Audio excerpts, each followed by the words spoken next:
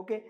हा जो आमची सुपर 30ची सेकंड बॅच आहे, त्या ऑफलाईनच्या बॅचमध्ये आत्ता जे आमचे टास्क चालू आहे, त्याच्यामध्ये पहिलं Figma design to UI development हे आमचं टास्क असतं, राईट. आता त्या जी प्रोसेस आहे त्या प्रोसेसबद्दल आपण बघणार आहोत. पहिलं फिग्मा डिझाईन होतं. फिग्मा डिझाईन झाल्यानंतर UI डेव्हलपमेंटकडे जातं.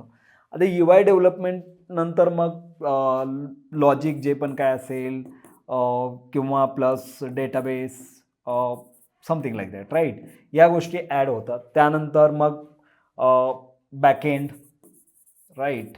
त्यानंतर डिप्लॉयमेंट. ही एक सिंपल डेव्हलपमेंट लाईफ सायकलमधले फेजेस आहेत. डेव्हलपमेंट लाईफ सायकल म्हणतो मी specially. Software development life cycle complete process वेगळी आहे.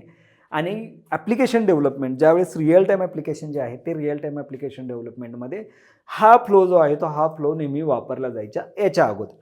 आता याच्यामध्ये काय चेंजेस झालेले आहेत, हे जे फ्लो आहे हा फ्लो आत्तापर्यंत यूज होत होता इंडस्ट्रीमध्ये